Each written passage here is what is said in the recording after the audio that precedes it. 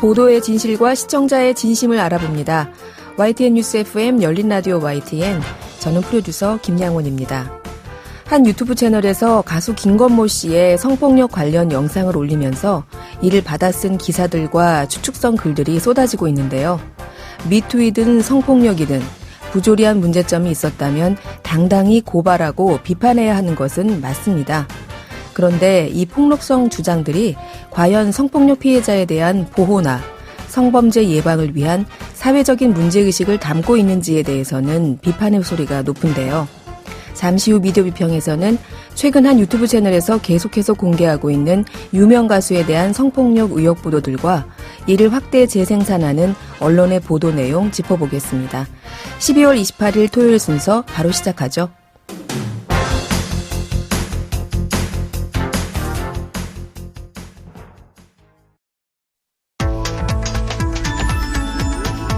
미디어가 전하는 이슈에 대한 다양한 분석과 팩트체크까지 바로 보고 뒤집어 보고 꼭꼭 씹어보기 위한 미디어 비평 프로그램 열린 라디오 YTN. 네, 한 주간 뉴스를 꼭꼭 씹어보는 시간 미디어 비평입니다. 오늘은 민주언론시민연합의 김원경 사무처장 나오셨습니다. 안녕하세요. 안녕하세요. 네, 먼저 최근에 경향신문 기자들이 사과 성명을 낸 일이 있었죠. 네네. 회사가 한 기업으로부터 협찬을 받기로 하고 기사를 빼줬다. 이런 내용이었는데요. 예, 지난 12월 22일에 한국기자협회 경향신문 지회가 경향신문이 대기업 SPC로부터 협찬금을 약속받고 SPC 관련 기사를 삭제했다라고 폭로했습니다. 해당 기사는 12월 13일 1면과 22면에 게재될 기사였다고 하는데요. 네. 이 말은 매우 중요한 당일의 메인 뉴스였다라고 생각할 수 있습니다. 1면 기사니까요. 그렇죠. 이런 기사가 나갈 것을 SPC가 알게 되었고 기사 삭제를 요구하면서 협찬금 지급을 약속했다라는 것이고요. 이 과정에서 경향신문의 사장과 광고국장은 구체적인 액수까지 언급했다고 합니다. 편집국장 역시 기사 삭제에 이의를 제기하지 않았고 기사를 작성한 기자는 이 사실을 알게 되자 사표를 제출했다라는 겁니다. 현재 경향신문 사장, 편집국장, 광고국장 등은 이번 사태와 관련해서 책임을 지고 사퇴하기로 했습니다. 네, 이번 경향신문 기자들의 어떻게 보면 공개적인 폭로, 네. 이 사건을 통해서 사실 언론사와 자본 간의 기사거래 의혹, 네. 알면서도 말하지 않았던 부분 아니었나 이런 지적들도 있었거든요. 네, 그렇죠. 사실 경향신문에서 벌어진 기사거래 관행은 우리 언론계에 뿌리 깊게 구조화되어 있는 악습입니다. 관행이라고 하면서 고쳐지지 않는 문제가 있고요. 더 심각해지고도 있습니다. 올해 탐사저널리즘 뉴스타파에서 보도한 바에 따르면 불법적인 기사 위장 광고도 많고 네. 그리고 컨퍼런스와 포럼을 빌미로 해서 벌어지는 기업에 대한 티켓 및 협찬급 영업도 많고요. 네. 그리고 홍보대 행사를 브로커처럼 끼고 자행하는 적나라한 기사 거래가 있었다라고 폭로를 했습니다. 자본과 권력을 견제하고 그들로부터 시민의 권리를 보호하는 것이 언론의 본령인데요. 언론이 대기업과 거래를 하고 심지어 기사를 그 거래 대상으로 삼는다는 것은 언론의 존재의 이유를 언론 스스로가 부정하는 행태입니다. 그런데 이런 현상이 사실 최근에 나온 것이 아주 오래된 관행이었다는 것이 더 심각한 문제라고 볼 수 있습니다. 네, 기사를 위장한 광고. 네. 또 언론사에서 컨퍼런스, 무슨 포럼 이런 거 각자 네. 하나씩 해마다 하나씩 네네. 하잖아요. 네네. 이게 사실은 영업을 하기 위해서 돈을 그렇죠. 벌기 위해서 네. 컨퍼런스네 포럼이네 이렇게 위장해서 하는 거다. 네. 이런 내용.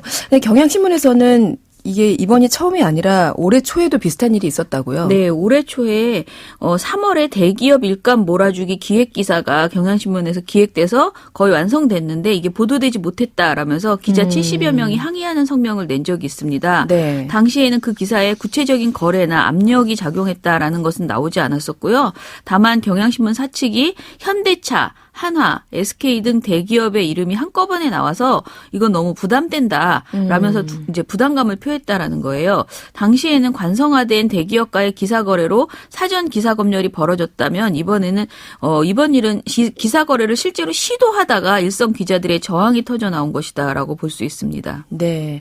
앞서 있었던 현대차, 한화, SK 이런 대기업들 사실 언론사의 최대 광고주이기도 그렇죠. 하죠. 네네. 네. 그런데 경향신문이기에 이런 일이 밖으로 터져 나온 것이다. 이런 얘기도 있더라고요. 예. 제가 사실 저희 이제 팟캐스트에서도 이 말씀을 드리니까 비판의 목소리도 굉장히 높았어요. 왜 네. 경향신문을 두둔하냐라는 네. 얘기를 하시더라고요. 근데 저는 조심스럽게 다시 말씀드리는데 경향신문이 잘못한 것은 분명히 맞습니다. 하지만 한편으로는 이런 내부의 문제를 고발하는 경향신문의 기자가 있다는 사실에 주목해줘야 되지 않을까라는 생각입니다. 네. 그간 이런 문제가 잘 알려지지 않았던 책임은 거의 모든 언론사들이 이런 스스로의 치부를 들추지 않았기 때문이라고 봅니다. 경향신문 기자들이 올해에만 2번 기사 거래가 공론화하는 이런 어떻게 보면 내부 고발을 한 것이거든요. 네. 매우 근본적인 이야기지만요. 기업과 언론, 더 나아가 권력과 언론의 기사 거래는 장기적으로는 모두의 파국을 초래할 뿐입니다. 이런 현실을 경향신문 기자들이 분명하게 앞서서 지적한 것을 보면서 저는 오히려 박수를 쳐줘야 된다. 그리고 경향신문 사태를 계기로 경향신문 스스로도 이런 것에 대해서 재발 방지 제도를 분명히 만들어야 되고요. 타 언론들이 이것을 그냥 전하기만 하는데 그치지 말고 자산은 어떻게 되고 있는지 우리는 이 문제를 어떻게 해결해야 될지 다시 한번 생각해보는 계기가 됐으면 좋겠습니다. 네. 언론사들의 오래된 관행이라고 치부하기보다는 이번 네. 사태를 계기로 사실 알면서도 말하지 않았던 다른 언론사들은 어땠는가 네네. 한 번 더 스스로 자성해보는 계기였으면 한다. 이런 말씀이신 것 같고요. 네네. 이번 주에 또 언론계 소식이 유난히 많았어요. 예. 큰 뉴스였는데 손석희 앵커의 JTBC 뉴스룸 하차.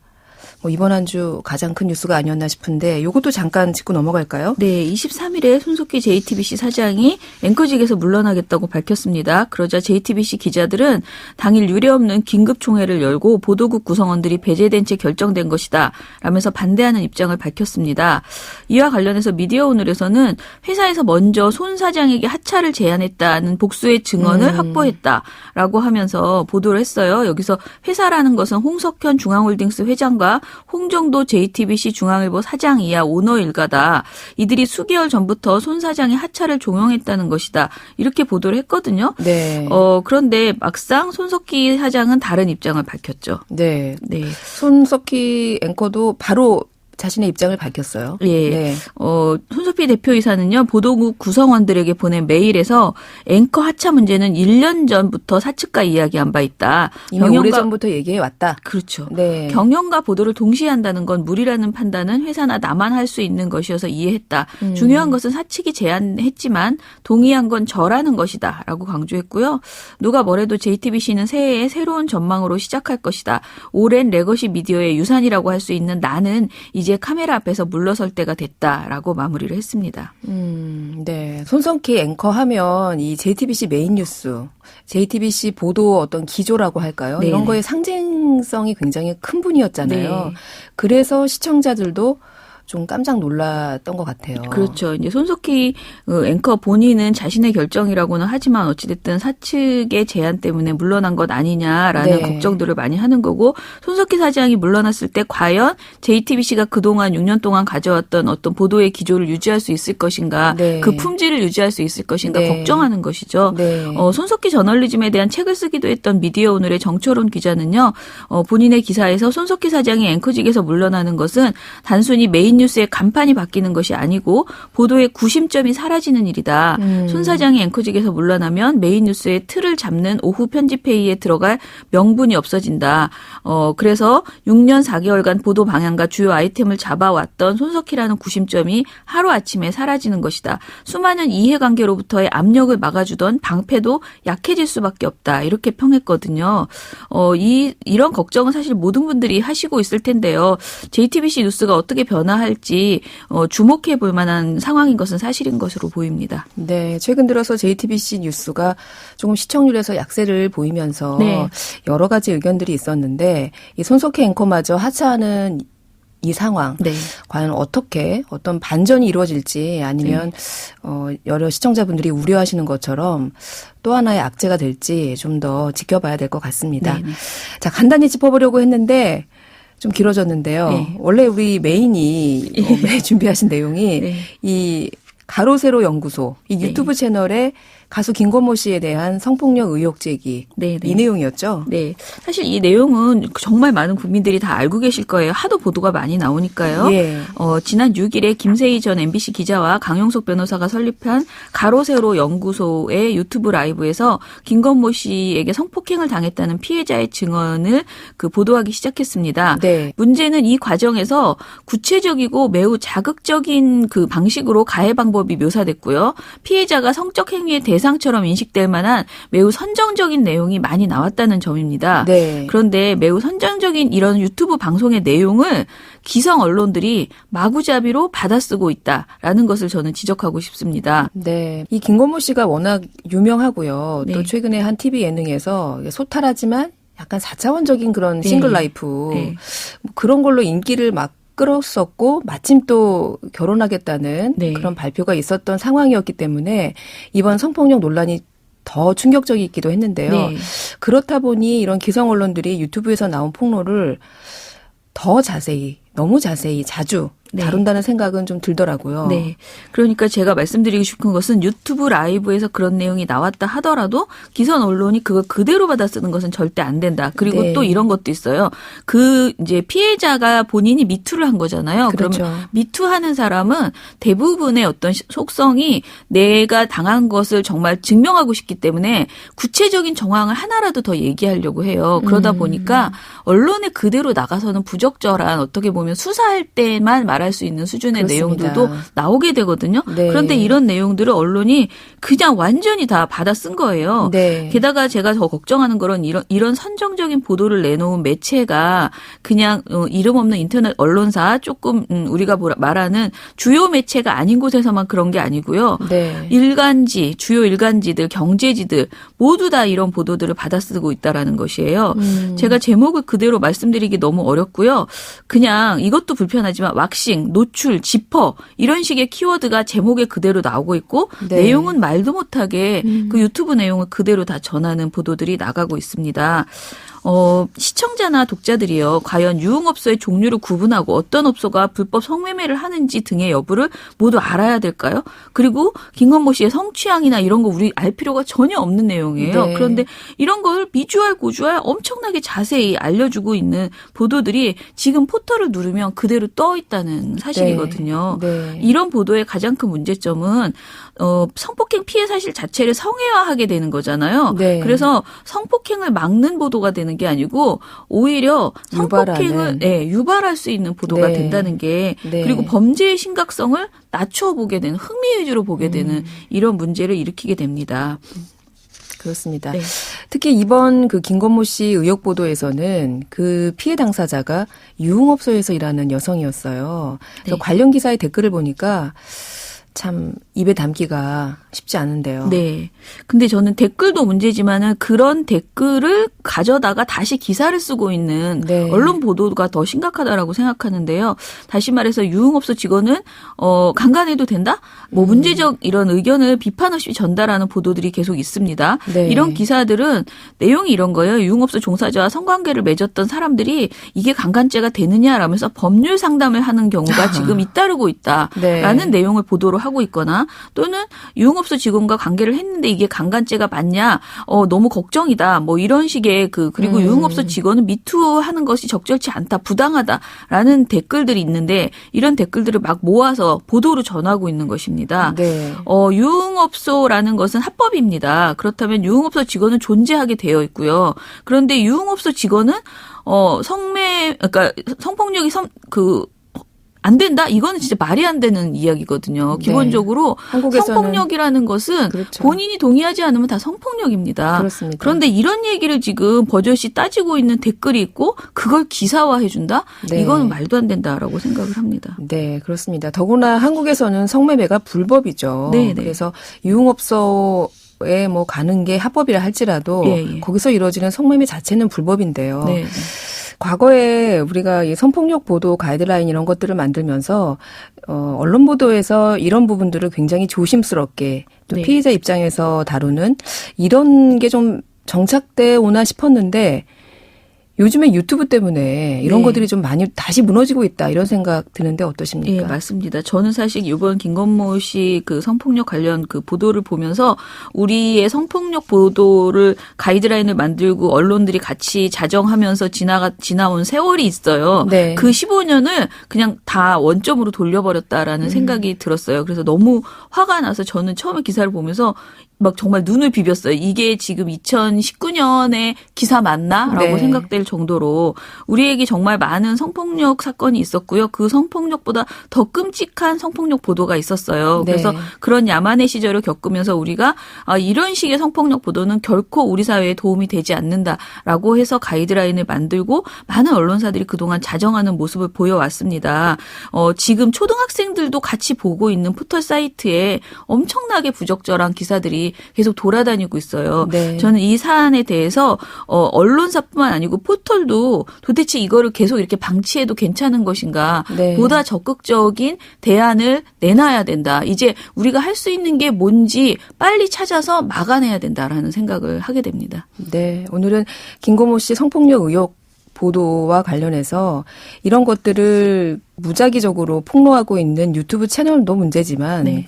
더 문제는 그런 유튜브 방송의 내용을 가감없이 그대로 기사화하고 있는 우리 언론의 문제점에 대해서 한번 짚어봤습니다. 오늘 말씀 여기까지 듣겠습니다. 고맙습니다. 감사합니다. 네, 지금까지 민주언론시민연합의 김원경 사무처장이었습니다. 열린 라디오 YTN에서는 시청자 여러분의 목소리를 듣습니다. YTN 뉴스 FM에 대한 다양한 의견과 애정어린 비판을 직접 달려가서 들어보는 열린 마이크. 참여 신청과 의견은 유료 문자 샵 0945, 우물정 0945나 YTN 라디오 프로그램 열린 라디오 YTN 게시판을 통해 남겨주세요. YTN 라디오의 진정한 서포터즈, 애청자 여러분의 목소리를 들어보는 시간이죠. 열린 마이크. 오늘도 김예은 리포터와 함께합니다. 안녕하세요. 네, 안녕하세요. 네, 오늘은 어떤 애청자분을 만나고 오셨나요? 네, 오늘은 중랑구에 거주하시는 김덕수님을 만나 뵙고 왔는데요. 네. 김덕수님께서는 공업고등학교를 졸업하시고 이 공고에서 배운 기술 지식들을 바탕으로 건설 현장에서 배관 기술을 배우셨습니다. 그래서 현재 연세가 72이신데요. 네. 네, 70이 넘은 이 나이까지 약 30년간 근면성실하게 일을 해오신 분이었는데요. 어떤 분인지 김덕수님 소개 들어보시죠.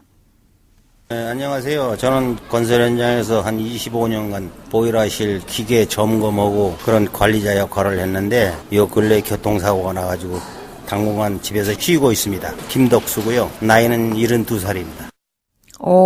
자기소개를 아주 현재 진행형으로 해주셨는데 네. 교통사고 나셨어요? 네, 현재는 조금 쉬고 계시더라고요. 70이 넘은 연세까지 지금도 이렇게 보일러실에서 관리자로 계속해서 일하고 있다라고 하셨는데 최근에 교통사고로 일을 잠깐 쉬고 계시는 네. 김덕수님 반갑습니다. 네, 지금은 이렇게 다리가 조금 불편하셔서 쉬고 계시지만 앞으로도 한 5년 정도는 더 일을 할 수 있다고 하시더라고요. 한 10년도 더 하실 것 같은데요. 지금 건설 현장에서 이 아파트 보일러 배관 설치 업무를 맡고 계신데요. 25년, 약 30년 동안 일을 해오시다 보니까 그 노하우가 대단하시더라고요. 김덕수님의 얘기 들어보시죠.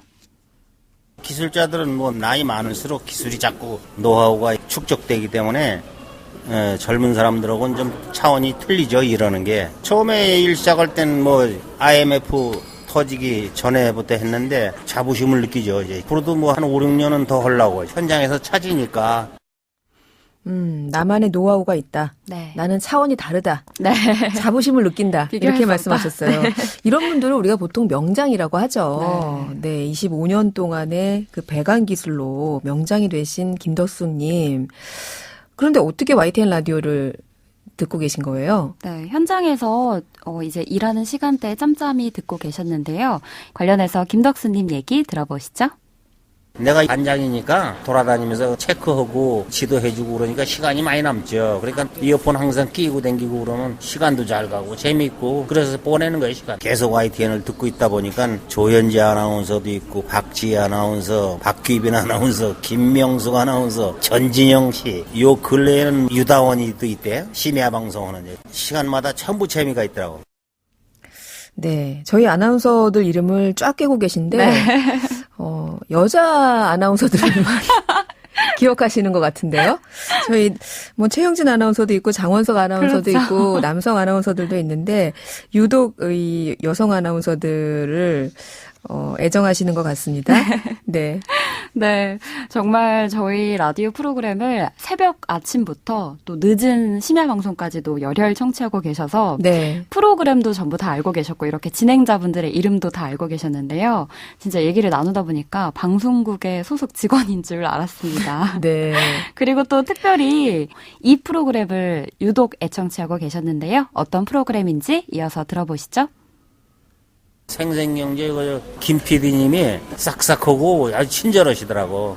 자기 일처럼 그냥 상세하게 이렇게 설명해주고 뭐 그래서 방송 듣는데도 참 귀에 쏙쏙 들어오고 배울 게 참 많더라고. 공개방송 때 한 번 갔었잖아요. 사인 받은 거 그때 처음 초대받아가지고 스튜디오도 처음 가보고요 그때가. 와, 이번에 공개 방송에도 오셨었나 봐요. 네, 맞습니다. 생생경제를 진행하는 김혜민 PD 얘기를 네. 하시는 것 같아요. 싹싹하고 친절하고 아주 자기 얘기처럼 설명을 잘해준다. 네. 네. 정말 무한 애정을 보여주셨는데요. 이런 저희 방송국에 직접 오셨던 경험들이 또 좋은 추억이 돼서 그 이후로도 YTN 라디오를 더욱 애정하게 되셨다고 하시더라고요. 그리고 한 가지 또 네. 김덕수님께서 김혜빈 PD에게 꼭 전해달라며 제게 부탁 하나를 하셨는데 내년 4월 말에 방송국 창립 기념일 때 개국일이죠, 저희. 네. 4월 30날. 네. 네. 그때 이제 YTN 라디오 로고가 박힌 굿즈가 만약에 나온다면 네. 그걸 꼭 갖고 싶다고 전해달라고 하시더라고요. 아니 72의 나이로 네. 이런 부탁을 간곡하게 하시는데 제가 전해드리지 않을 수가 없더라고요. 네. 아무쪼록 저희 방송을 진정으로 사랑해주시는 김덕수님, 이어서 저희 YTN 라디오에 바라는 점도 담아봤습니다. 앞으로 뉴스 채널을 좀 더 다양하게 많이 하고 그 대신 너무 기울어지게 하지 말고 그것만 좀 유의해 주면 돼요. YTN 앞으로 더 번창해가지고 대한민국 제일 방송이 되도록 기원하겠습니다. 화이팅! 네. 다양한 뉴스, 그리고 기울어지지 않은 뉴스를 해달라라고 말씀하셨는데, 네. 저희 YTN 라디오가 공정하고 정확한 뉴스를 전하겠다는 게 어떻게 보면 모토입니다. 네. 네. 열심히 하겠고요. 이렇게, 72살의 연세로 아직도 현장에서 펄펄 네, 날고 계시는 김덕수님 오늘 만나봤습니다. 김혜연 리포터도 오늘 고생하셨네요. 고맙습니다. 네, 감사합니다. 열린 라디오 YTN에서 12월 한 달간 이벤트를 진행하고 있죠. 저희 열린 라디오 YTN은 팟빵에서도 다시 듣기가 가능한데요. 열린 라디오 YTN의 구독이나 좋아요를 팟빵에서 눌러주십시오. 구독이나 좋아요 누른 뒤에 샵 0945 우물정 0945로 인증 문자를 보내주시는 분들께 책 선물을 보내드립니다. 이고은 기자가 쓴 여성의 글쓰기라는 책인데요. 나만의 언어로 나를 찾아가고 싶은 분들께 추천합니다. 여성의 글쓰기, 팟빵 구독 또는 좋아요 눌러주신 분들께 드릴게요. 많은 참여 부탁드립니다.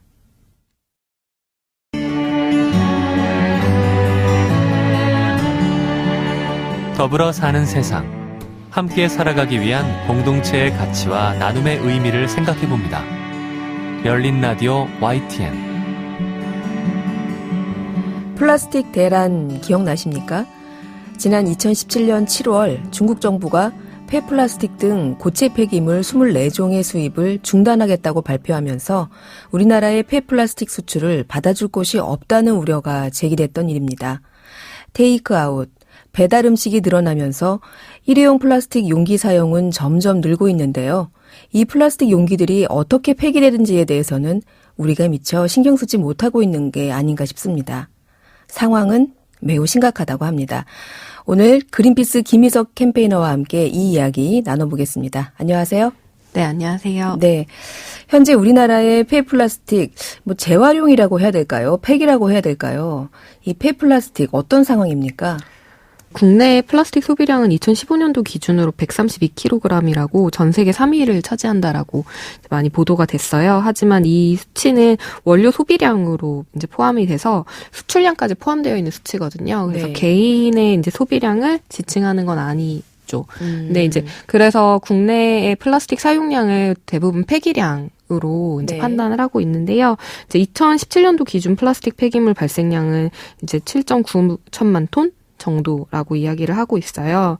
재활용 자체는 62% 정도 되어 있는데요. 네. 그 안에 소각되는 양이 포함되어 있어요. SRF라고 해서 에너지 회수율이 같이 포함되어 있는 수치거든요. 네. 근데 에너지 회수가 사실상 소각이랑 같은 건데 이제 국내에서는 사실 이거를 분리해서 관리하고 있지 않고 재활용이라고 관리하는 부분이 있거든요. 아, 그러면 우리가 보통 가정에서 그 플라스틱 폐기물을 배출할 때 재활용이라고 해서 따로 모으잖아요. 그럼 이게 다 온전히 재활용돼서 쓰여지는 것이 아니라 사실은 그 중에 상당수가 소각되는 거군요. 네, 맞습니다. 그러니까 플라스틱 같은 경우에는 재활용이라고 하는 거에 보통 사람들이 생각하는 거는 유리병을 유리병으로 재활용하고 네. 종이를 종이로 재활용한다라고 네. 많이 생각을 하죠. 하지만 플라스틱 같은 경우에는 페트병이 페트병으로 되지 않습니다. 이게 이제 플라스틱의 특성 때문인데 원래 서울규화합 물질이다 보니까 네. 재활용을 하면 이걸 다시 이제 열화시켜서 녹여야 돼요. 네. 그 녹이면 이제 다운그레이드 네. 라고 해서 이 퀄리티가 점점 떨어지게 되거든요. 그렇겠죠. 그래서 페트병 자체가 재활용이 된다라고 했었을 때는 보통 이제 카페트의 원사, 이제 우리가 입고 있는 뭐 솜, 네. 인형안 뭐 이런 아크릴. 아크릴식으로 이제 변경이 돼요. 네. 그리고 이제 근데 이렇게 어쨌든 간에 물질로서 재활용이 되는 양은 약 20% 정도 밖에 되지 않고. 근데 이게 해외 같은 경우에서는 사실상 재활용이 리사이클링, 그 다음에 에너지 회수는 에너지 리커버리 해서 다르게. 따로 분리게 돼서 알고 있어요. 그래서 네. 이게 약간 수치상의 오류인데 이제 독일 같은 경우에 재활용률이 굉장히 높다고 하죠. 그게 한 네. 50% 정도 차지를 해서 전 세계에서 가장 플라스틱 재활용이 잘 된다라고 얘기하는데 네. 이 50%는 사실상 물질 재활용. 네. 말씀드렸던 우리나라의 한 20% 정도 차지하는 물질 재활용률이 그렇다는 거고 국내 수치가 60%라고 해서 가끔 우리가 독일만큼 잘해라고 생각하시는 분들이 많은데 네. 이 수치는 사실상 잘못된 수치입니다. 그렇군요. 우리가 좀 어렵게 지금은 숫자 얘기하면서 이게 진정한 재활용이네 폐기네 이런 얘기를 좀 먼저 나눠봤는데 지금 정부는 플라스틱 포함해서 일회용품 사용 금지 조치를 계속해서 해마다 확대하고 있습니다. 특히 올해는 카페에서 일회용 플라스틱 컵, 또 빨대 사용 이런 것들을 금지했고 당장 내후년이죠. 2021년부터는 포장 배달 시에 일회용 식기류 제공을 금지하는 등의 고강도 규제를 취하고 있는데요. 하지만 이 배달 음식에 사용되는 일회용 플라스틱 포장재 같은 경우에는 뭐 논의조차가 안 되고 있다고요. 네, 맞습니다. 이번에 발표한 정부 대책 11월 달 거를 이제 찬찬히 읽어보시면 실제로 굉장히 아이템에 치중이 되고 있는데요. 그 중에서 이제 배달용기 문제가 많은데 정말 배달용기에서의 문제는 그 용기 자체잖아요. 음식물을 담는 용기 자체에 대한 규제는 아직 없고 식기류.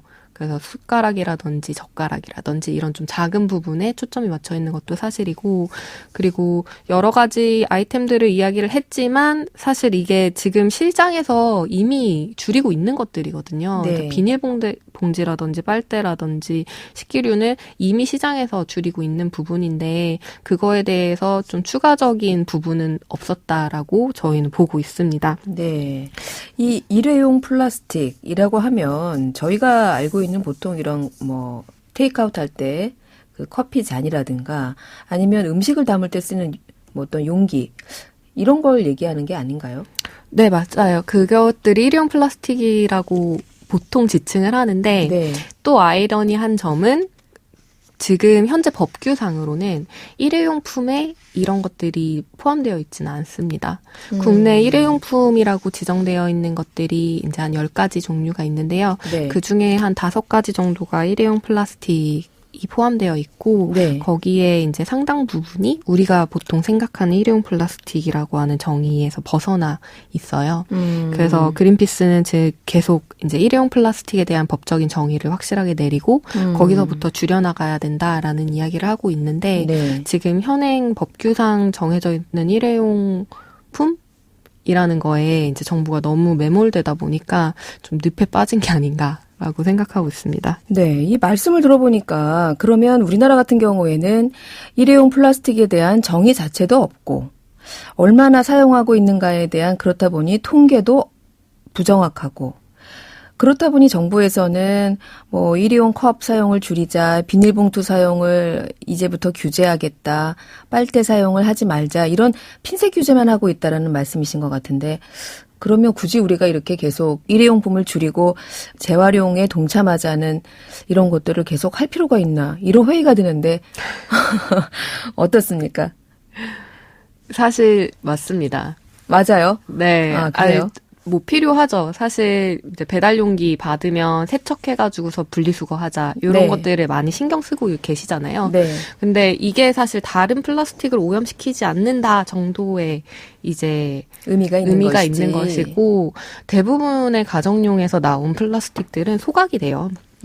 소각이 되는 현실이고 음식물이 너무 많이 묻어 있기 때문에 사실상 재활용이 어렵게 되는 거죠.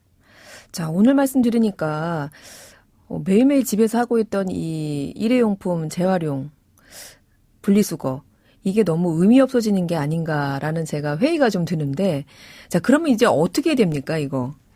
결국 플라스틱 문제는 시장이 변해야만 하는 거죠. 네. 개인이 이제 플라스틱을 어쩔 수 없이 소비를 하고 이거를 재활용하는 거엔 분명히 한계가 있는 거거든요. 그렇기 때문에 이제 제조사, 유통사들이 플라스틱을 덜 쓰는 방향으로 움직여야 되는 거고요. 실제로 지금 전 세계 시장이 그런 식으로 변하고 있습니다. 네. 그래서 유니레버 아시죠? 네네. 도브 비누 판매하는 그것도 2025년까지 사용하는 플라스틱 포장재의 25%를 줄이겠다고 약속을 했고요. 네. 뭐 펩시랑 코카콜라도 사실상 그 플라스틱 연합회를 탈퇴하면서 더 이상 플라스틱을 프로모션하지 않겠다라고 하는 입장을 명확하게 취했습니다. 그건 어떤 의미인가요?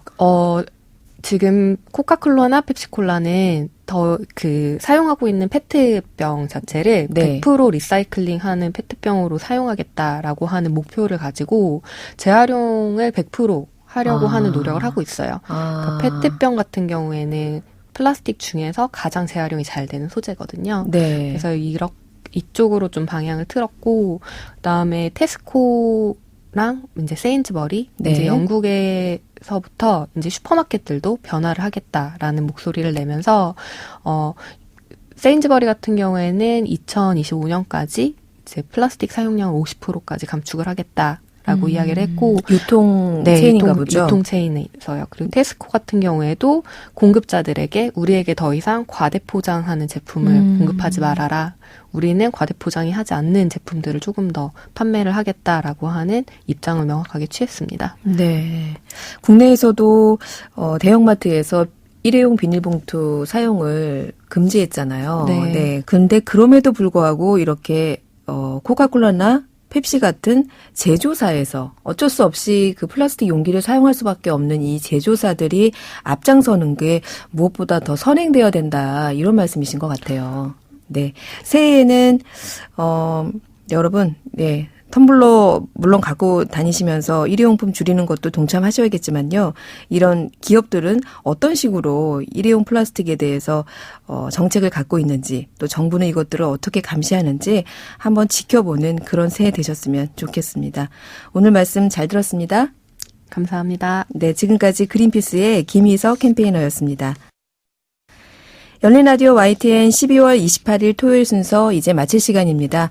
저희 프로그램은 YTN 라디오 홈페이지와 YTN 라디오 애플리케이션 예스 그리고 유튜브와 팟빵을 통해서도 다시 들으실 수 있습니다. 저는 일요일인 내일 저녁 8시 20분에 다시 돌아오겠습니다. 지금까지 김양원이었습니다. 고맙습니다.